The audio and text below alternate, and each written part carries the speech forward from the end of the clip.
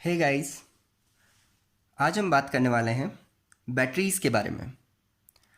इस चैप्टर का ये लास्ट टॉपिक है। बैटरीज़ जो है वो इलेक्ट्रोकेमिकल सेल का एप्लीकेशन है। अब होता क्या था इलेक्ट्रोकेमिकल सेल में? उसमें केमिकल रिएक्शन होती थी और हमें इलेक्ट्रिक एनर्जी मिलती थी। तो ये उसी पे बेस है।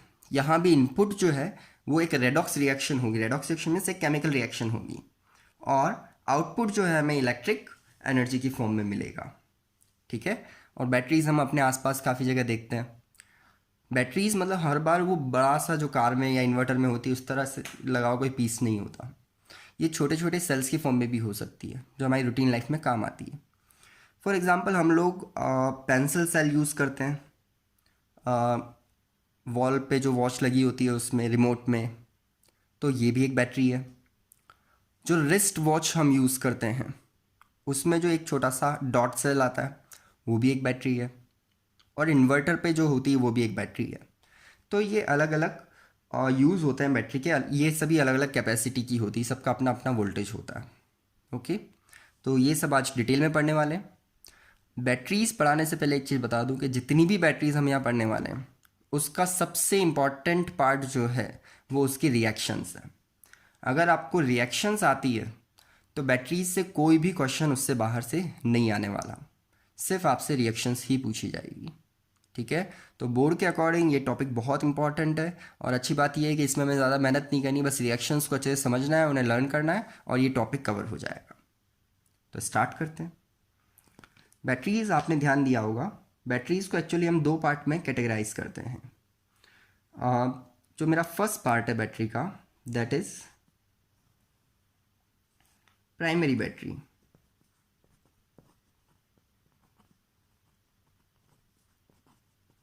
प्राइमरी बैटरी होती क्या है? प्राइमरी बैटरी, ध्यान देना, ऐसी बैटरीज जिनको दोबारा से चार्ज नहीं किया जा सकता। मीन्स मैं यहाँ कह सकता हूँ दीज आर नॉट चार्जेबल। ये चार्जेबल नहीं होती। ठीक है। सेकंड थिंग, इसमें कौन कौन सी बैटरीज हम पढ़ेंगे वो मैं आपको बताऊंगा आगे। इसमें हम लेक्लांशी सेल पढ़ेंगे और मर्करी सेल पढ़ेंगे। ठीक है। सेकंड जो होता है that is secondary battery. Secondary battery होती क्या है? सेकेंडरी बैटरी ये वो बैटरीज होती है जो चार्जेबल होगी।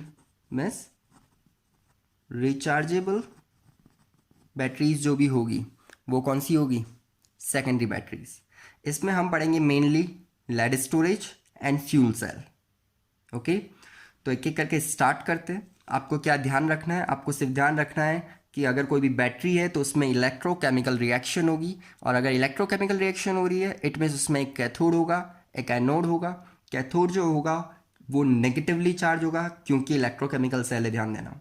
और एनोड जो होगा वो नेगेटिवली चार्ज होगा और एनोड पे हमेशा ऑक्सीडेशन होगा बाय लूजिंग ऑफ इलेक्ट्रॉन। और कैथोड हमेशा पॉजिटिवली चार्ज रहेगा और वहाँ रिडक्शन होगा बाय गेनिंग ऑफ इलेक्ट्रॉन। ये कुछ चीज़ें आपको हर वक्त ध्यान रहनी चाहिए। ठीक है। तो हम स्टार्ट करते हैं हमारा फर्स्ट सेल। पहले हम प्राइमरी बैटरीज ले रहे हैं। तो प्राइमरी बैटरी में मैं आपको जो फर्स्ट सेल करवा रहा हूँ, ध्यान देना इस चीज़ पर, that is Leclanche cell. Leclanche cell. Okay, और काफ़ी इम्पॉर्टेंट सेल है ये। हमारी रूटीन में लाइफ आने वाला सबसे ज़्यादा हम इसी को यूटिलाइज करते हैं। ठीक है। अपने पेंसिल सेल के नाम से हम इसको जानते हैं। रिमोट में या फिर वॉच जो होती है उस पर हम इसको यूज़ करते हैं। तो इनकी कैरेक्टरिस्टिक हमें ध्यान रखनी है। तो इसकी फर्स्ट कैरेक्टरिस्टिक क्या है? ये एक प्राइमरी सेल है। It means it is not chargeable. Okay. Second thing, ये चार्जेबल तो नहीं है, ये समझ आ गया। अगर कभी भी किसी भी प्राइमरी सेल को पूछा जाता है तो उसके वोल्टेज को पूछा जाता है, वो हमेशा आपको ध्यान रखना है। सेकेंडरी बैटरी में तो क्या वोल्टेज चेंज हो जाता है, कोई दिक्कत नहीं है, लेकिन प्राइमरी बैटरीज जो होती है इसमें वोल्टेज फिक्स रहता है हमेशा। तो आपको इसकी रेंज पता होनी चाहिए, इसका नंबर पता होना चाहिए कि इसका आउटपुट वोल्टेज जो है वो कितना है। तो यहाँ पर आउटपुट वोल्टेज जो है इसका 1.5 वोल्ट है। ओके, 1.5 वोल्ट, इसको लर्न कर लेना अच्छे से। थर्ड थिंग, इसके यूजेस आपको पता होने चाहिए। तो अभी हमने बात की हम कहाँ पर यूज़ करते हैं, क्लॉक में। इसके साथ ही बहुत सारे ट्रांजिस्टर्स जो होते हैं वहाँ भी ये काम में आता है। ठीक है, तो सबसे पहले तो इसका स्ट्रक्चर समझते हैं। फर्स्ट सेल बहुत अच्छे से समझना, फर्स्ट समझ आ गया तो आगे आने वाले सारे सेल आपको बहुत इजीली हो जाएंगे, उसमें कोई प्रॉब्लम होने ही नहीं वाली। इसमें हम लोग एक कंटेनर लेते हैं।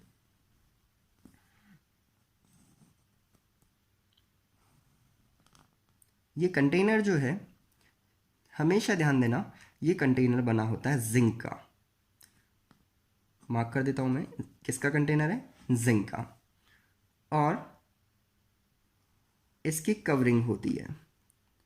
तो आपने हमेशा देखा होगा सेल के ऊपर साइड्स में कोई ना कोई कवर लगा हुआ जिस पर उसकी ब्रांडिंग होगी। ठीक है, ये हम सब जानते हैं। यहाँ पर ऊपर जो इससे अलग होता है, ध्यान रखना इससे अलग होता है, यहाँ ऊपर एक कैप होती है और इस कैप के बीच में एक इलेक्ट्रोड हैंग किया हुआ होता है जो इससे कनेक्ट होता है। ये इलेक्ट्रोड इस जिंक के कंटेनर से कनेक्टेड नहीं रहता, ध्यान देना इस चीज़ पर। और इस पे भी अपनी एक अलग ही कवरिंग होती है। Okay, done. तो एक कंटेनर है जो किसका है, जिंक का है, और ऊपर से कैप लगा करके हमने क्या इंसर्ट कराया, हमने एक ग्रेफाइट का इलेक्ट्रोड एंटर करवाया। ध्यान रखना ये इलेक्ट्रोड किसका है, ग्रेफाइट का। ठीक है, अब मेरे पास दो इलेक्ट्रोड हो गए, एक जिंक का हो गया जो ये कंटेनर है और एक हो गया ग्रेफाइट का। अब इस केस में कोई ना कोई इलेक्ट्रोलाइट सॉल्यूशन तो चाहिए, तो यहाँ पर एक चैम्बर होता है। इस चैम्बर के अंदर सॉल्यूशन को पेस्ट फॉर्म में फिल किया हुआ रहता है। ठीक है, अब इस सॉल्यूशन में, इस पेस्ट में क्या क्या है ये समझना। तो यहाँ पर इलेक्ट्रोलाइट की फॉर्म में सबसे पहले जो अवेलेबल होता है that is ammonium chloride NH4Cl। साथ में होता है MnO2, ये पेस्ट फॉर्म में होता है, और ZnCl2। ठीक है, और इसमें ब्लैक कार्बन ये भी पेस्ट फॉर्म में भरा हुआ होता है। तो ये सारी चीज़ें किस में फिल है, ये इस पेस्ट में, इस इलेक्ट्रोलाइट सॉल्यूशन में फिल्ड है। ओके, और उसके अंदर क्या डिप किया हुआ है, एक इलेक्ट्रोड। ठीक है ना। अब ये जो इलेक्ट्रोड है ग्रेफाइट का, यानी इसका टॉप पार्ट, ये कैथोड का काम करता है। और इलेक्ट्रोकेमिकल सेल में जो कैथोड होता है वो कौन सा इलेक्ट्रोड होता है, पॉजिटिव। ठीक है, और ये पूरा कंटेनर जो है जिंक का, ये आपका एनोड का काम करता है। मैं ये कौन सा चार्ज हो गया, नेगेटिव चार्ज। ओके, अब हमें पॉजिटिव और नेगेटिव एंड मिल गए, तो कुछ नहीं करना है, इस पॉजिटिव एंड से इस नेगेटिव एंड को कनेक्ट कर दो और यहाँ कोई भी बल्ब वगैरह अटैच कर दो। तो ये जो बल्ब होगा यहाँ पर, ये ग्लो करने लगेगा। ओके, क्योंकि इसको करंट मिलेगा यहाँ से। लेकिन इसकी रिएक्शन समझते हैं एक्चुअल में होता क्या है इसके अंदर, तो बहुत इजीली आपको समझ आ जाएगी। बस ध्यान देना हम क्या करने वाले हैं, एनोड क्या लिया हमने, कैथोड क्या लिया है, और उसके अकॉर्डिंग रिएक्शन करेंगे। सबसे पहले बात करें हम एनोड की। एनोड पर हमेशा क्या होगा, ऑक्सीडेशन, ये भूलना मत आप। ठीक है, तो एनोड किसका है, जिंक का, पूरा कंटेनर ही है। तो जिंक का अगर हम ऑक्सीडेशन करते हैं तो क्या वो दो इलेक्ट्रॉन लूज करके Zn2+ बना लेता है। तो सिंपल, तो एनोड पे तो क्या रिएक्शन होने वाली है, जो जिंक है वो Zn2+ में कन्वर्ट होने वाला है, और बाय लूजिंग 2 इलेक्ट्रॉन्स। ओके, इसका मतलब ये कंटेनर धीरे धीरे धीरे धीरे करोड हो जाएगा, क्योंकि वो सॉल्ट में कन्वर्ट हो रहा है। सॉलिड फॉर्म से किस में कन्वर्ट हो रहा है, सॉल्ट में। तो धीरे धीरे पूरा कंटेनर ही करोड़ हो जाएगा। तो आपने कभी भी सेल यूज़ होने के बाद देखे होंगे उनके कंटेनर खराब हो जाते हैं, उसका यही रीज़न है। सेकेंड इलेक्ट्रोड कौन सा है हमारे पास, दैट इज कैथोड। कैथोड पर हमेशा क्या होगा, कैथोड पर हमेशा रिडक्शन होगा। ओके, इन दैट केस इस रिडक्शन को समझना, यहाँ पर हमारे पास क्या अवेलेबल है, MnO2, दैट इज MnO2। यहाँ Mn की ऑक्सीडेशन स्टेट कितनी है, यहाँ लिख देता हूँ +4, 2 ऑक्सीजन है तो ये -4 चार्ज हुआ तो दैट इज फर्स्ट +4। ओके, अब +4 है, रिडक्शन होगा तो डेफिनेटली उसकी ऑक्सीडेशन स्टेट क्या होगी, कम हो जाएगी। तो मैं डायरेक्टली, आप रिएक्शन को समझना बहुत अच्छे से, क्या इसकी ऑक्सीडेशन स्टेट अगर मैं +3 कर दूं +4 से, तो क्या ये रिडक्शन होगा, यस। तो यहाँ पर ये कन्वर्ट होता है OH में, एक ऑक्सीजन रिमूव हो गया और साथ में OH पे चार्ज कितना होता है, OH पे चार्ज होता है -1 और ऑक्सीजन पे अगर ऑक्साइड बनाया तो -2, तो -1 -2 टोटल चार्ज -3 में से इट्स ऑक्सीडेशन स्टेट इज +3, तो +4 से रिडक्शन हुआ और वो किस में कन्वर्ट हो गया, +3 में कन्वर्ट हो गया।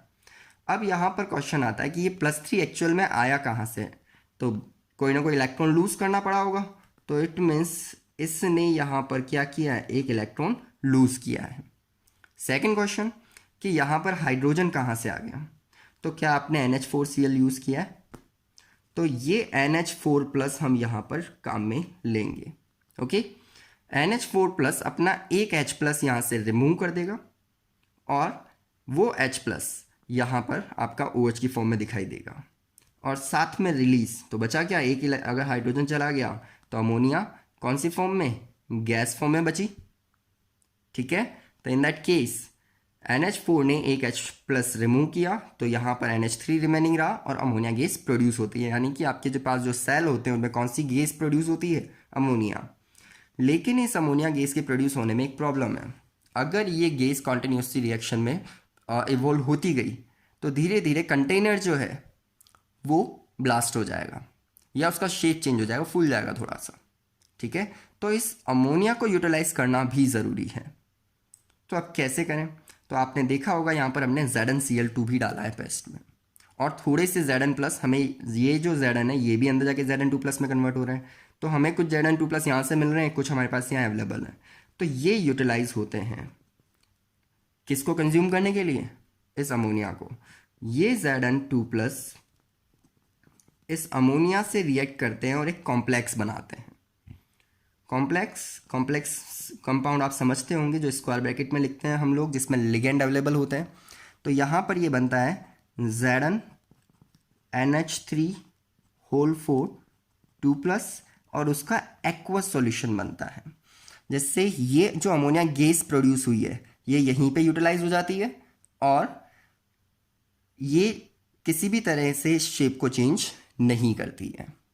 ठीक है, तो आपको इजीली समझ आ गया होगा कि एनोड पे क्या रिएक्शन हुई, कैथोड पे क्या हुई और जो एक्स्ट्रा रिएक्शन हुई इस अमोनिया को कंज्यूम करने के लिए वो कैसे हुई है। ठीक है, तो काफ़ी इजी था ये लेक्लांशी सेल। ये एक प्राइमरी बैटरी है और आपको इजीली समझ आ गई होगी। हम अब सेकंड पार्ट ले रहे हैं प्राइमरी बैटरी का। Okay, now the second part of the primary battery is, here we are taking the second part of primary battery, that is mercury cell.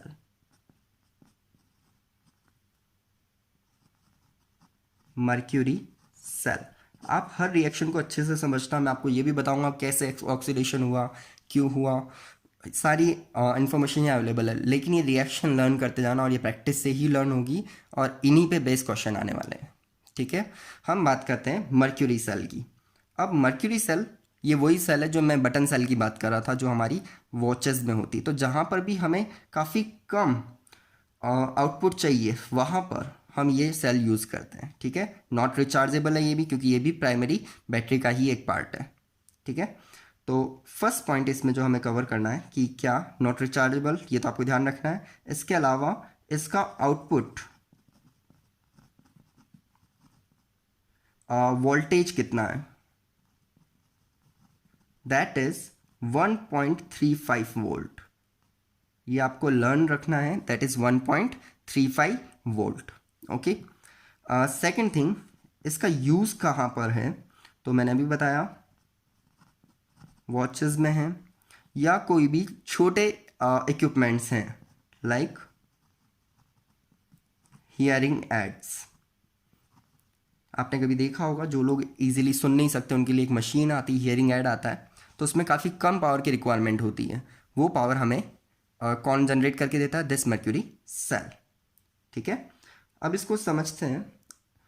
किसी भी सेल को समझने के लिए अगेन उसमें कैथोड कौन है, एनोड कौन है, इसका पता होना ही चाहिए। तो यहाँ पर मैं बात करूँ, यहाँ पर जो एनोड है हमारे पास, वो जिंक का अमलगम होता है। अमलगम यानी किसका मिक्सचर? जिंक एंड मरकरी का मिक्सचर। तो एनोड किसका बना होता है? जिंक अमलगम का, ध्यान रखना, जिंक एंड मरकरी मिक्सचर होता है। और जो कैथोड है, कैथोड यहाँ पर HgO एंड कार्बन का होता है। ठीक है, HgO एंड कार्बन का, ध्यान रखिएगा इस चीज़ को। और जो सॉल्यूशन अंदर फिल किया हुआ होता है वो KOH एंड ZnO का पेस्ट होता है। KOH एंड ZnO का क्या होता है? पेस्ट होता है। ठीक है, सिंपल। तो हमारे पास तीनों चीज़ें आ गई। अगर हमारे पास ये तीनों हैं, एनोड है, कैथोड और इलेक्ट्रोलाइट है, तो हम इजीली रिएक्शन करवा सकते हैं। चेक करते हैं इसमें होता क्या होगा। सबसे पहले हम बात करें एनोड पर। एनोड किसका है? जिंक मर्करी का है। ठीक है, तो यहाँ पर मर्करी का तो कुछ नहीं, जिंक जो है ये अपना क्योंकि एनोड पर हमेशा क्या होगा? ऑक्सीडेशन। तो जिंक यहाँ पर अपना क्या कर देगा? ऑक्सीडेशन कर देगा। जिंक ऑक्सीडेशन करेगा तो Zn2+ बनाएगा, ध्यान रखना, Zn2+, जो हमें ZnO की फॉर्म में मिलेगा। तो देखो यहाँ पर ऑक्सीडेशन स्टेट 0 है और यहाँ पर इसकी +2 हो गई है। ठीक है, अब इससे आगे बात करें कि ऑक्सीजन कहाँ से आया। तो आपने जो इलेक्ट्रोलाइट लिया है, क्या उसमें OH, KOH में OH- है, तो यहाँ पर क्या हुआ? OH- ने रिएक्शन को प्रोसीड किया। ठीक है, यहाँ से हमें ऑक्सीजन मिला, लेकिन क्या यहाँ से आपको हाइड्रोजन दिखाई दे रहा है? ये हाइड्रोजन कहाँ गया होगा? तो देखना, यहाँ पर 2OH- होते हैं और ये H2O को रिलीज करते हैं, साथ में ही 2 इलेक्ट्रॉन्स भी रिलीज होते हैं। क्योंकि Zn 0 था यहाँ पर ऑक्सीडेशन स्टेट और Zn2+ बना, तो यहाँ पर 2+ बनने के लिए उसको कितने इलेक्ट्रॉन लूज करने पड़े? 2 इलेक्ट्रॉन्स। तो जिंक का जो अमलगम है वो यहाँ पर ZnO में कन्वर्ट हुआ, यानी जिंक यहाँ पर ZnO में कन्वर्ट हुआ, और ये Hg जो है ये लिक्विड फॉर्म में सेटल डाउन हो जाता है। ठीक है, ये रिएक्शन में यहाँ पर पार्टिसिपेट नहीं कर रहा है, ये ध्यान रखना, इसलिए ये ऑलरेडी उसके बिना ही बैलेंस्ड इक्वेशन मानी जाएगी। तो देखते हैं बैलेंस है नहीं है। जिंक बराबर है हमारे पास, ऑक्सीजन भी 2 है, हाइड्रोजन भी 2 है, और चार्ज भी देखें तो यहाँ -2 आ रहा है और यहाँ भी -2 आ रहा है, जो इक्वल है। ठीक है, नेक्स्ट हम बात करें कैथोड। तो कैथोड पर ये रिएक्शन कैसे हो रही है इसको समझेंगे। कैथोड पर जो HgO है मेरे पास, मर्क्यूरी का ऑक्साइड जो है, इसमें ऑक्सीडेशन स्टेट है मर्क्यूरी की +2। तो अगर ऑक्सीडेशन स्टेट कम हो जाए तो मेरा काम हो जाएगा। तो यहाँ पर ऑक्सीडेशन स्टेट अगर मैं देखूँ तो ये 0 हो जाती है, मीन्स ये 2 इलेक्ट्रॉन्स यहाँ क्या कर रहा है? गेन कर रहा है। और मर्क्यूरी हमेशा लिक्विड फॉर्म में होगा रूम टेम्परेचर पर, तो ये हमें रूम टेम्परेचर पर यहाँ लिक्विड फॉर्म में मिल जाएगा। ठीक है, अब ऑक्सीजन कहाँ गई? तो ध्यान देना, यहाँ पर 2 इलेक्ट्रॉन इसने गेन किए और ये Hg तो बन गया, लेकिन ये जो ऑक्सीजन है ये H2O के साथ रिएक्ट करती है। H2O प्रोड्यूस हुआ था, H2O के साथ रिएक्ट करती है और फिर से 2OH- बना देती है। ठीक है, बहुत सिंपल है। यहाँ पर आप देखिए पूरी बैलेंस हो चुकी है, चार्ज भी बैलेंस है। ठीक है, तो इसकी ओवरऑल रिएक्शन क्या हुई ये देखते हैं। तो ओवरऑल जो रिएक्शन यहाँ पर हुई है, दोनों को ऐड करता जाऊँ। सबसे पहले मैंने क्या लिया? जिंक मरकरी लिया, साथ में OH कैंसिल आउट हो गया, 2 इलेक्ट्रॉन कैंसिल आउट हो गए, रिमेनिंग क्या बचा मेरे पास? That is HgO। Okay, next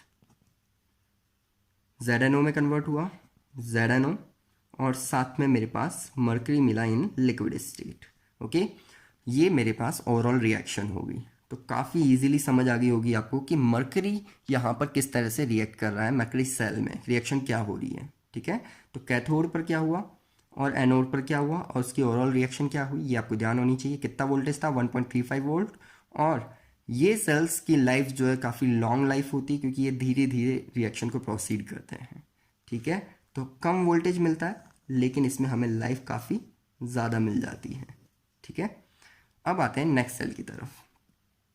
तो जो नेक्स्ट सेल है वो है secondary cell, secondary batteries.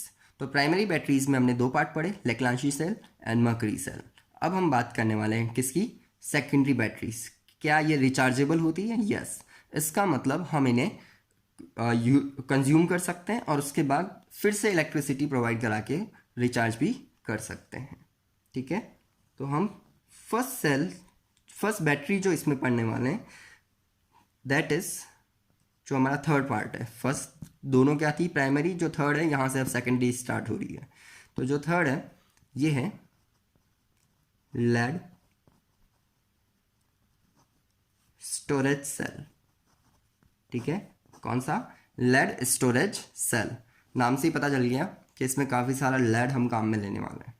Okay, तो स्टार्ट करते हैं। सबसे पहले मैं इसमें आपको कैथोड और एनोड आइडेंटिफाई करवा देता हूँ। तो हम बात करें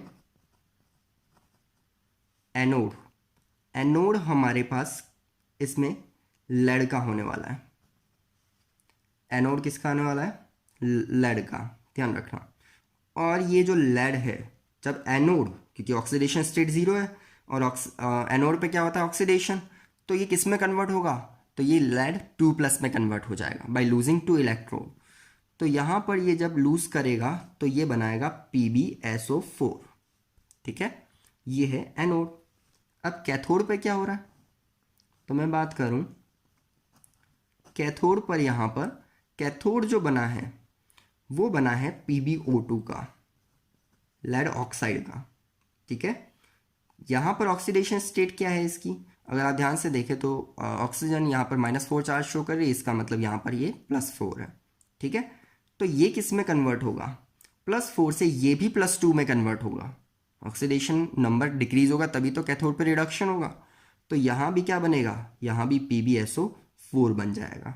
ठीक है, तो यहाँ जीरो ऑक्सीडेशन स्टेट थी, वो +2 बनी, मीन्स ऑक्सीडेशन हुआ। यहाँ +4 थी और +2 बनी, यानी यहाँ रिडक्शन हुआ। तो वजह की बात यह है कि यहाँ पर दोनों तरफ जो रिएक्शन होती है वो हमें प्रोडक्ट में क्या देती है, PbSO4 ही देती है। ठीक है, अब SO4 लाने के लिए क्या करें, तो ये SO4 आया कहाँ से, एक्चुअली यहाँ पर हम डाइल्यूट H2SO4 काम में लेते हैं, जिसमें अप्रॉक्स 30% कॉन्सनट्रेटेड सॉल्यूशन होता है सल्फ्यूरिक एसिड का। ठीक है, तो दोनों का जो मीडियम है वो क्या है, कॉन्सनट्रेटेड डाइल्यूट सल्फ्यूरिक एसिड, जिसकी कॉन्सेंट्रेशन है 30%। ओके, तो आपको कैथोड और एनोड तो समझ आ गए हैं, काफ़ी इजी है। अब रिएक्शंस देख लेते हैं यहाँ पर एक्चुअल में रिएक्शंस में हो क्या रहा है। तो सबसे पहले हम बात करें कि एनोड पर क्या हो रहा है। तो एनोड पर ऑब्वियस सी बात है क्या हो रहा है, ऑक्सीडेशन हो रहा है। ठीक है, कैसे, लेड है और वो कन्वर्ट हो रहा है Pb2+ में। तो Pb2+ के लिए मैंने यहाँ SO4 ले लिया। अब मुझे यहाँ रिक्वायरमेंट किसकी है, SO4 की। SO4 के लिए कहाँ से आएगा, तो भाई H2SO4 से आएगा। तो SO4 2- मुझे कहाँ से मिलेगा, ये मिलेगा इस 30% concentrated solution of sulphuric acid से। ये Pb अगर यहाँ पर Pb2+ में कन्वर्ट हुआ तो इसका मतलब इसने 2 इलेक्ट्रॉन्स यहाँ पर क्या किए, लूज किए। सिंपल। तो 2 इलेक्ट्रॉन लूज करने के बाद रिएक्शन ये हुई हमारे पास। नेक्स्ट हम किसकी बात करें, कैथोड। कैथोड के केस में क्या हो रहा है, तो कैथोड के केस में यहाँ पर हो रहा है रिडक्शन। ठीक है, रिडक्शन मीन्स इलेक्ट्रॉन गेन करने वाला है। तो कैथोड पर कौन है भाई, PbO2, अभी हमने बात की। बनने क्या वाला है इस पे, अगेन PbSO4 बनने वाला है। ठीक है, अब SO4 यहाँ भी रिक्वायर्ड है, इट मीन्स यहाँ भी हमें क्या चाहिए, यहाँ भी हमें चाहिए SO4 2-। ओके, नेक्स्ट कितने इलेक्ट्रॉन यहाँ लूज कर रहा है या गेन कर रहा है, तो रिडक्शन है, गेन करेगा +4 ऑक्सीडेशन से +2 पे जा रहा है, +4 से +2 पे, तो कितने इलेक्ट्रॉन्स गेन करने वाला है, 2 इलेक्ट्रॉन्स गेन करने वाला है। ठीक है, अब यहाँ पर आप देखें ये ऑक्सीजन है, इसका क्या हुआ, तो ये तो अभी तक हमने काम में नहीं ली, तो ये in the form of water बाहर निकलेगी। 2 ऑक्सीजन है तो बैलेंस करनी पड़ेगी 2, तो यहाँ पर मुझे H की ज़रूरत है। अब ये हाइड्रोजन कहाँ से आएगा मेरे पास, तो ऑब्वियस सी बात है, आप SO4 काम में ले रहे हैं तो ये भी तो हाइड्रोजन है, ये H+ आयन भी तो अभी सॉल्यूशन में प्रेजेंट है, तो ये हमें 4H+ आयन यहाँ पर मिलेंगे। तो देखो बैलेंस हुई पूरी रिएक्शन, ठीक है। यहाँ पर 2 इलेक्ट्रॉन्स इसने गेन कर लिए हैं, चार्ज भी बैलेंस है। यहाँ पर -2 है, -2 -4 हुआ तो टोटल +4 भी हो गया। ओके, तो ये दोनों हाफ रिएक्शंस आपको समझ आ गई। अब इसकी मुझे ओवरऑल रिएक्शन लिखनी है। तो ओवरऑल रिएक्शन यहाँ पर क्या रहने वाली है, ऐड करते जाओ। पीबी यहाँ पर है मेरे पास, ओके, प्लस PbO2, ओके। अब SO4 कितने हैं, SO4 1 एंड SO4 2, तो 2 SO4 है और 4H+ है, तो क्या मैं इसको 2H2SO4 लिख सकता हूँ? करेक्ट, इलेक्ट्रॉन से इलेक्ट्रॉन कैंसिल हो गए। ओके, नेक्स्ट दोनों में मेरा क्या बना, PbSO4 बना, तो that is 2 PbSO4। Okay, next 2H2O, simple. तो ये एक सिंपल रिएक्शन है, और साथ में भूलना मत, बिल्कुल भी मत भूलना, इलेक्ट्रिसिटी। यस, हमें साथ में क्या मिली है, इलेक्ट्रिसिटी। इस तरह से ये रिएक्शन हुई है। ये रिएक्शन तब हुई है जब हम सेल को यूटिलाइज कर रहे हैं तो वो इलेक्ट्रिसिटी प्रोड्यूस कर रहा है। अगर मुझे इसको चार्ज करना हुआ तो यही रिएक्शन रिवर्स हो जाएगी, ठीक है।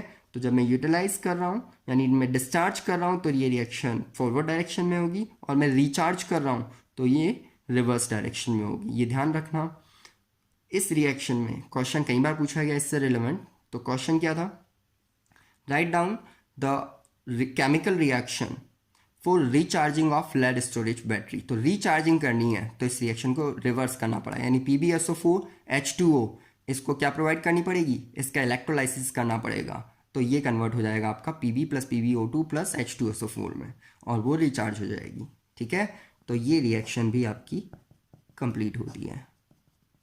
अब बात करें इससे आगे, नेक्स्ट जो आता है that is 4th one, nickel cadmium cell.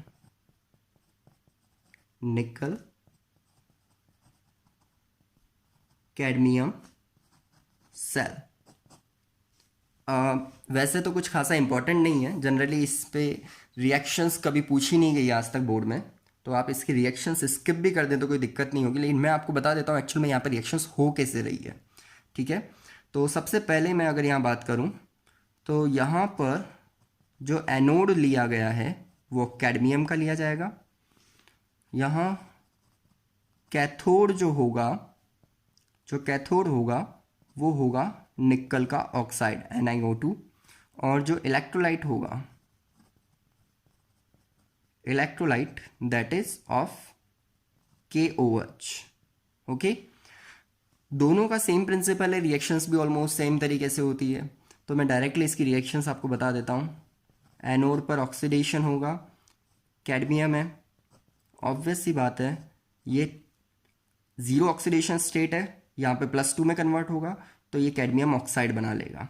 Oxygen की रिक्वायरमेंट है +2, तो ऑक्सीजन की रिक्वायरमेंट के लिए क्या करूँ मैं, यहाँ पर 2OH-, ठीक है। तो मेरे पास यहाँ पर OH था, यहाँ से 2OH- आया, और साथ में इसने H2O रिलीज़ किया और 2 इलेक्ट्रॉन लूज़ किए, क्योंकि 0 से +2 पे जा रहा है, 2 इलेक्ट्रॉन तो लूज़ करने पड़ेंगे उसे। सिमिलरली यहाँ पर कैथोड पर क्या हुआ, कैथोड पर रिडक्शन होगा, तो कैथोड पर अगर हम यहाँ बात करें तो NiOH होल थ्राइस रहेगा। ओके, ये NiOH होल थ्राइस जो है, यहाँ पर ऑक्सीडेशन स्टेट कितनी शो कर रहा है, +3, तो ये रिडक्शन होगा और +2 में कन्वर्ट, यानी NiOH होल ट्वाइस में कन्वर्ट हो जाएगा, ठीक है। अब यहाँ पर एक OH रिमूव हुआ है, तो ये OH यहाँ पर आ जाएगा, ठीक है। अब इस रिएक्शन को इलेक्ट्रॉन के अकॉर्डिंग बैलेंस करूँ, क्योंकि एक इलेक्ट्रॉन गेन करेगा तभी ये पॉसिबल है, तो मुझे यहाँ पर 2 इलेक्ट्रॉन्स की रिक्वायरमेंट होगी, तो ये पूरी रिएक्शन जो है इस तरीके से बैलेंस हो जाएगी। तो ये रिएक्शन किस पे होने वाली, कैथोड पर। और नेक्स्ट बात करूँ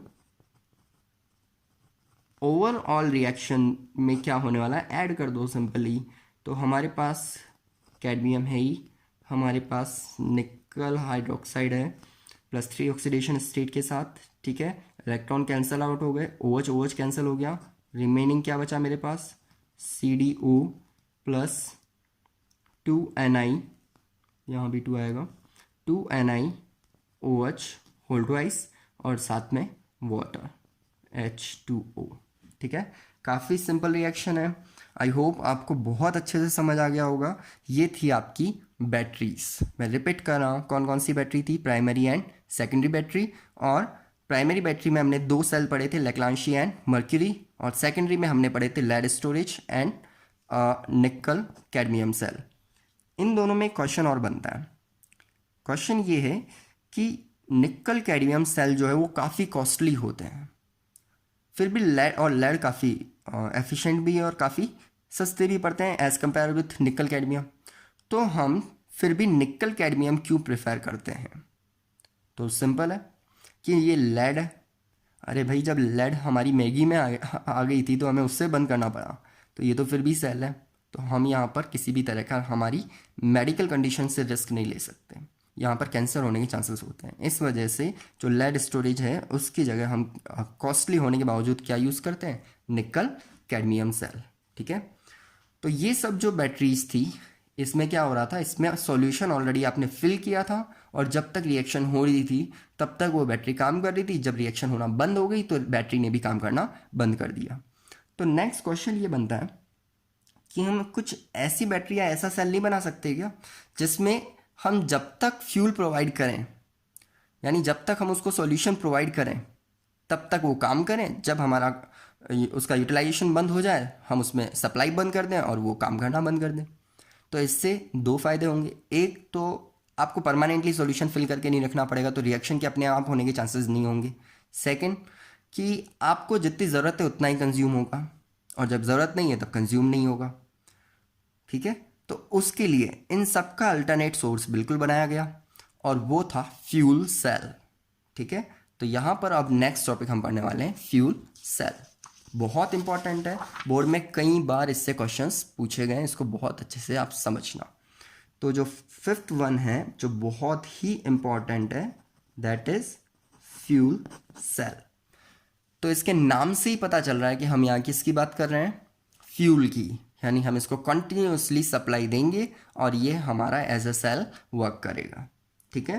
इसको समझना बहुत इजीली, एक डायग्राम से मैं इसको समझाने की कोशिश करता हूँ आपको।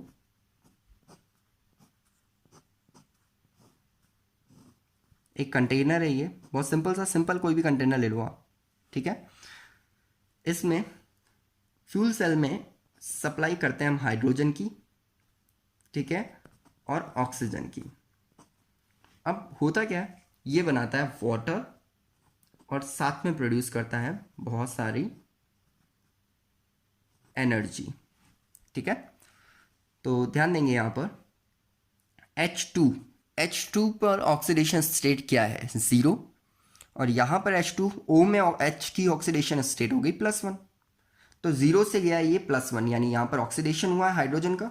और O2 पे क्या हुआ है, यहाँ पर इसकी ऑक्सीडेशन स्टेट है 0, ये -2 हो गई। तो इसका मतलब ऑक्सीजन का यहाँ पर रिडक्शन हुआ है। तो ये रिएक्शन क्या हुई, ये रिएक्शन एक रेडॉक्स रिएक्शन हुई है, ठीक है। तो इसको समझते हैं। यहाँ पर हम 2 सेपरेटर लगा देते हैं, 2 इलेक्ट्रोड समझ लो, ये लगा देते हैं यहाँ पर, ठीक है। ये ग्रेफाइट के ही होते हैं, लिख देता हूँ यहाँ पर, दीज आर ऑफ ग्रेफाइट, लेकिन ये परफोरेटेड होते हैं। परफोरेटेड यानी इन पे छोटे छोटे होल्स होते हैं। ये होल्स क्या काम आते हैं एक्चुअली, यहाँ से हम लोग हाइड्रोजन की सप्लाई करते हैं और यहाँ से हम ऑक्सीजन की, तो ये उसको लिमिटेड फॉर्म में अंदर पास होने का काम करते हैं, ठीक है। साथ ही अंदर एक सॉल्यूशन फिल कर देते हैं हम लोग। ये जो सॉल्यूशन है ये कोई भी बेस हो सकता है, तो मैं यहाँ पर NaOH का सॉल्यूशन ले रहा हूँ, ठीक है। और जो वाटर बनेगा, ये वाटर यहाँ से बाहर आ जाएगा, ये इसका आउटलेट हुआ, ठीक है। अब इसको समझना, यहाँ हो क्या रहा है, यहाँ पर हमारे पास H2 जहाँ से एंटर हो रही है, क्या ये एनोड का काम कर रहा है? कैसे पता चला, क्यों? क्योंकि इसका ऑक्सीडेशन हो रहा है। और ये पार्ट किसका काम कर रहा है? कैथोड, ऑब्वियस सी बात है, क्योंकि यहाँ पर इसका क्या हो रहा है? रिडक्शन, और रिडक्शन हमेशा कैथोड पर होता है। तो यहाँ पर रिएक्शन क्या हो रही है? वैसे तो आप ओवरऑल रिएक्शन तो आपको समझ आ गई होगी, लेकिन इसको डिटेल में समझते हैं। ये जो सेल है, ये अगर आपने मूवी देखी हो एक मार्शियन, तो मार्शियन मूवी जो थी उसमें मार्स के बारे में बताया था। एक बंदा वहाँ फंस जाता है, उसको पानी की ज़रूरत होती है, तो वो पानी कैसे बनाता है? तो वो हाइड्रोजन और ऑक्सीजन की इस तरह से एक रिएक्शन करवाता है जिससे उसको वाटर मिल जाता है। लेकिन ये रिएक्शन जब वो करवाता है तो ये हाईली एक्सप्लोसिव रिएक्शन होती है। उसका रीज़न भी है कि हाइड्रोजन एक एक्सप्लोसिव गैस है, और ऑक्सीजन के साथ अगर उसकी रिएक्शन करवा रहे हैं तो इसका मतलब वहाँ पर ब्लास्ट होना तय है। ठीक है, तो वही ऐसे ही कुछ यहाँ भी होता है। इस वजह से हाइड्रोजन का फ्यूल हम अपोलो स्पेस प्रोग्राम में यूज़ किया है हम लोगों ने, और ये एज अ फ्यूल सेल, ये फ्यूल सेल वहाँ पर काम में आया, और ये जो वाटर यहाँ पर निकला, ये एस्ट्रोनॉट्स ने वहाँ पर ड्रिंकिंग के लिए काम में लिया। ठीक है, तो देखो ये फ्यूल सेल कितना यूज़फुल है। इसमें फर्स्ट थिंग हम बात करें, एनोड पर क्या रिएक्शन हो रही है? तो एनोड पर ऑब्वियस सी बात है ऑक्सीडेशन होने वाला है। किसका? हाइड्रोजन का। कैसे होगा? हाइड्रोजन H2O बनाएगा। ठीक है, लेकिन ऐसे कैसे हो जाएगा? तो यहाँ पर ऑक्सीजन के लिए क्या चाहिए? मैंने बेसिक मीडियम लिया, तो यहाँ पर OH माइनस कितने इलेक्ट्रॉन लूज कर रहा है यहाँ पर? ऑब्वियस सी बात है, यहाँ पर 2 है, तो यहाँ पर 2 इलेक्ट्रॉन लूज करेगा। ठीक है, तो उस केस में ऑक्सीजन यहाँ पर चार्ज बैलेंस नहीं, चार्ज में बैलेंस करने लगूँ तो क्या अब बैलेंस हुआ ये? ठीक है, सिंपल। सिमिलरली यहाँ पर कैथोड पर क्या होगा? कैथोड पर होगा रिडक्शन। अब इस रिडक्शन में क्या होने वाला है? तो रिडक्शन में अगर हम बात करें तो जो हमारे पास O2 है, ये आपका इलेक्ट्रॉन गेन करने वाली है। ठीक है, तो बात करें H2O के साथ, ये यहाँ पर 2 इलेक्ट्रॉन गेन करेगी और ये 2OH माइनस बना लेगी। ओके, तो ओवरऑल रिएक्शन यहाँ पर क्या हुई?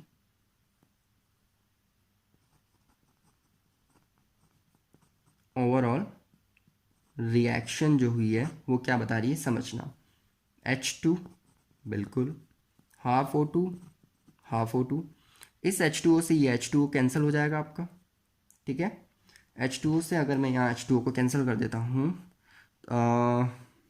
तो यहाँ पर 1 टाइम कैंसिल होगा और 1 रिमेनिंग रह जाएगा। ठीक है, तो 1H2O, इलेक्ट्रॉन से इलेक्ट्रॉन कैंसिल हो जाएंगे, 2OH से 2OH कैंसिल हो जाएगा। तो क्या ये रिएक्शन और रिएक्शन सेम है?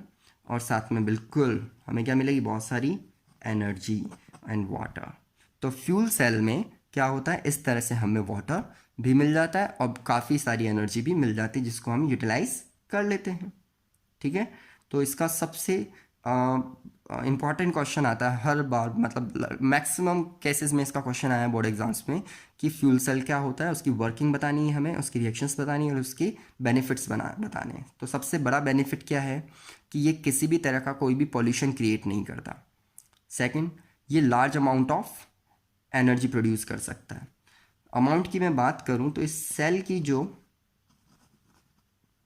एफिशिएंसी होती है ना, वो अप्रॉक्स 70% होती है, जबकि नॉर्मल जो पावर प्लांट होता है हमारा, थर्मल पावर प्लांट, वो हमें सिर्फ 40% ही देता है। मीन्स थर्मल पावर प्लांट में हम जितनी भी एनर्जी यूटिलाइज करते हैं उसका 40% ही हमें मिलता है, लेकिन यहाँ पर जितना भी फ्यूल होता है उसका हमें कितना परसेंट मिलता है? 70% हमें एनर्जी की फॉर्म में कन्वर्ट होके मिल जाता है। तो इसकी एफिशिएंसी काफ़ी ज़्यादा है, इसलिए भी हम इसको काम में लेते हैं। तो ये था हमारा लास्ट सेल। तो आपको पांचों सेल बहुत अच्छे से समझ आ गए होंगे। ठीक है, अब इसी के साथ जब इतनी बात की है तो लास्ट टॉपिक और आता है, फिर आपका चैप्टर फिनिश हो जाएगा, दैट इज करोजन। अब इस चैप्टर में करोजन क्यों पढ़ रहे हैं? करोजन होता क्या सब जानते हैं, 10th में पढ़ा, eating up of the metal surface is called corrosion. लेकिन इसी चैप्टर में क्यों पढ़ रहे हैं हम लोग? उसका बहुत बड़ा रीज़न है। एक्चुअली जब भी करोजन होता है तो मेटल की सरफेस पे एक इलेक्ट्रोकेमिकल सेल बन जाता है, और उस सेल की वजह से हम उसको इस इलेक्ट्रोकेमिस्ट्री में पढ़ रहे हैं। हाँ बिल्कुल, जब मेटल रोड जो होती है उस पर अगर रस्टिंग हो रही है आयरन की मेटल रोड पर, तो हमेशा उस पर क्या बन जाता है, एक सेल बन जाता है। कैसे समझते हैं? अ, कुछ चीज़ें ध्यान रखनी होगी आपको कि दो तरह के करोजन होते हैं, एक ड्राई करोजन, एक वेट करोजन। ड्राई करोजन जो डायरेक्टली किसी कांटेक्ट में आने से हो जाता है, वेट करोजन जिसमें मॉइस्चर का होना ज़रूरी होता है। ठीक है, तो हम वेट करोजन यानी रस्टिंग ऑफ आयरन की बात कर रहे हैं। तो जब भी रस्टिंग होगी तो वहाँ पर हमें क्या क्या चीज़ें देखने को मिलेगी, ये देखना।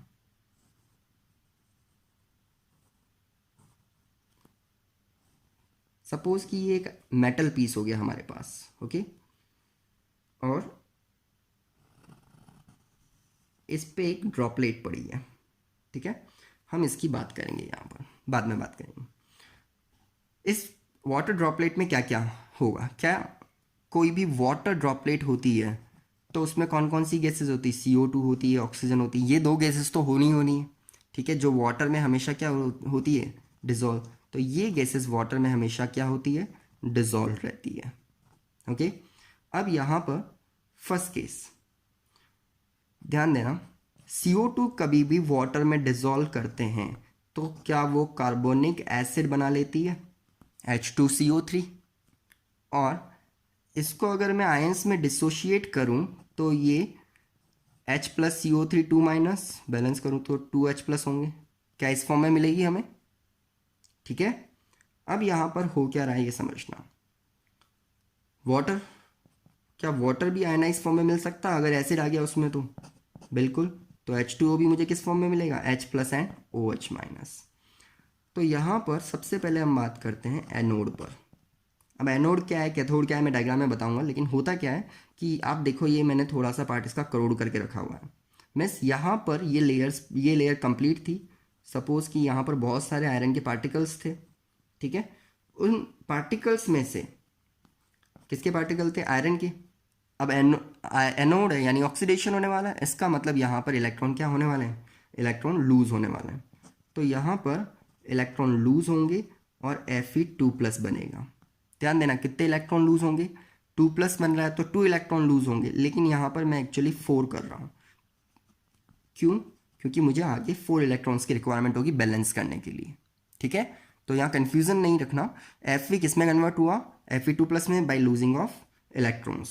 तो जब ये इलेक्ट्रॉन लूज किए गए तो ये इलेक्ट्रॉन कहाँ जाते हैं, ये जो इलेक्ट्रॉन है, सपोज ये एक Fe है, इसने यहाँ पर लूज किया तो ये खुद तो क्या बन गया, ये खुद तो बन गया Fe2+। एक और लिया मैंने, इसने भी 2 इलेक्ट्रॉन यहाँ पर लूज किए और ये भी क्या बन गया, Fe2+। ठीक है, ये 2 इलेक्ट्रॉन्स जहाँ पर लूज किए गए, क्योंकि यहाँ पर लूज किए गए तो इसको मैं क्या बोलूँगा, एनोड। तो ये वाला पार्ट जो करोड़ हो रहा है ये क्या बना, एनोड। ठीक है, ये दोनों इलेक्ट्रॉन्स आगे मूव करते हैं और ये 4 इलेक्ट्रॉन्स 2+2 ये जाते हैं और यहाँ पर क्या इसके अंदर ऑलरेडी H+ प्रेजेंट है। यस, हमने बात की है, इसमें H+ प्रेजेंट है। ठीक है, तो ये यहाँ से 4H+ के साथ रिएक्ट करता है। तो अब एक्चुअली कैथोड पर क्या हो रहा है वो समझना। कैथोड पर ये गया, कैथोड पर मेरे पास 4H+ है और ऑक्सीजन एनवायरनमेंट में है ही, बहुत सारी ऑक्सीजन है। तो ये 4H+ इस ऑक्सीजन के साथ रिएक्ट करते हैं। ठीक है, ये ऑक्सीजन के साथ रिएक्ट किए, क्या गेन किया इन्होंने, 4 इलेक्ट्रॉन, और ये बना लेते हैं वाटर। ठीक है, तो यहाँ से इस रिएक्शन से इसमें क्या बना, इस रिएक्शन से इसमें बना वाटर। ठीक है, क्या ये 4 इलेक्ट्रॉन्स यूटिलाइज हो गए? तो जहाँ पर ये 4 इलेक्ट्रॉन यूटिलाइज हुए तो यहाँ से होना शुरू हुए, तो इस पार्ट को मैं क्या बोलूँगा, कैथोड। क्योंकि जहाँ पर इलेक्ट्रॉन यूटिलाइज होते हैं, गेन होते हैं, वही पार्ट क्या होता है, कैथोड। तो एनोड और कैथोड की दोनों रिएक्शंस मेरे सामने आ गई। अब इसकी ओवरऑल रिएक्शन देखें हम, तो हुआ क्या, 2Fe था मेरे पास, ऑक्सीजन आई और 4H+ आए, इलेक्ट्रॉन कैंसल आउट हुए, बना क्या, ये बना 2Fe2+ प्लस 2H2O। ठीक है, अब ये Fe2+ क्या करता है, एक्चुअली ये Fe2+ इस सॉल्यूशन में रहता है। ठीक है, और जहाँ पर इसको ऑक्सीजन ज़्यादा मिलती है वहाँ पर जाता है। सपोज कि यहाँ पर इसको ऑक्सीजन मिल रही है, या अंदर भी मिल सकती, कोई इशू नहीं है, तो ये उसके पास जाता है, ठीक है। तो देखना वो जो Fe2+ है वो किसके पास गया, उस ऑक्सीजन के पास गया। वाटर यहाँ अवेलेबल है ही, तो वाटर यहाँ पर अवेलेबल है। तो ये जब रिएक्ट करता है तो इसका एटमॉस्फेरिक ऑक्सीडेशन हो जाता है। यहाँ तो सिंपल अंदर इलेक्ट्रोलाइटिक ऑक्सीडेशन हुआ, मतलब यहाँ पर तो रिएक्शन से हुआ उस एसिड की प्रेजेंस में या किसी भी मॉइस्चर कंटेंट की प्रेजेंस, लेकिन यहाँ एटमॉस्फेरिक ऑक्सीजन की प्रेजेंस में होता है। ध्यान रखना यहाँ पर दोबारा ऑक्सीडेशन, तो Fe2+ का ऑक्सीडेशन करूँ तो Fe3+ हो जाता है, तो यहाँ पर Fe3+ हो जाएगा, तो ये Fe2O3 बना लेगा, ठीक है, और साथ में रिलीज करेगा 8H+। ओके, Fe2O3 हमें मिला, तो ये देखो ये यहाँ पर या किसी भी फॉर्म में यहाँ पर कलेक्ट हो जाएगा, किस फॉर्म में, Fe2O3 की फॉर्म में, ओके, जो आपका ब्राउन पार्ट होता है। सेकेंड थिंग, ये जो Fe2O3 आपको मिला है ये किसी भी amount, suppose x amount of H2O के साथ रिएक्ट करता है और एक कॉम्प्लेक्स बना लेता है Fe2O3 डॉट XH2O, जो हमारा क्या होता है, रस्ट। इस तरह से रस्टिंग होती है। आपको पूरा समझ आ गया होगा एक्चुअल में यहाँ पर क्या हुआ है, फिर भी मैं फिर से बता देता हूँ। रस्टिंग में हमारे पास CO2 और O2 गैस जो है वाटर में डिजॉल्व रहती है। ये CO2 गैस H2CO3 की फॉर्म में हमें मिलती है और यहाँ पर वाटर आयनाइज कर देती है, जिससे H+OH- मिलते हैं। एनोड पर कोई भी Fe जो मेटल एटम होता है वो 2 इलेक्ट्रॉन लूज करता है और Fe2+ बना लेता है। ये इलेक्ट्रॉन जो हैं ये H+ के पास जाते हैं, जहाँ पर ऑक्सीडेशन ऑक्सीजन और ये इलेक्ट्रॉन गेन करता है, जिससे रिडक्शन होता है और रिडक्शन की वजह से H2O मिलता है। और ये जो Fe2+ है ये एटमॉस्फेयर के ऑक्सीजन से रिएक्ट करते हैं in the presence of H2O, और ये कन्वर्ट हो जाते हैं Fe2O3 में। ये Fe2O3 हाइड्रेटेड हो जाता है और ये बनाता है रस्ट। तो ये रिएक्शन किसके लिए थी, ये सारी रिएक्शंस आपको ध्यान होनी चाहिए करोजन के लिए। बहुत इजीली समझ आ गया होगा। और करोजन का प्रिवेंशन कैसे करते हैं आप अच्छे से जानते ही हैं, वो सारे मेथड भी आपको पढ़ने हैं। ओके, और ये चैप्टर अब आपका पूरी तरह से फिनिश होता है और आप अच्छे से इसकी एक्सरसाइज कंप्लीट करिएगा, एनसीईआरटी के क्वेश्चंस करिएगा, एक्स्ट्रा क्वेश्चंस करिएगा, और आई होप आपको अच्छे से समझ आ गया होगा। ठीक है, थैंक यू।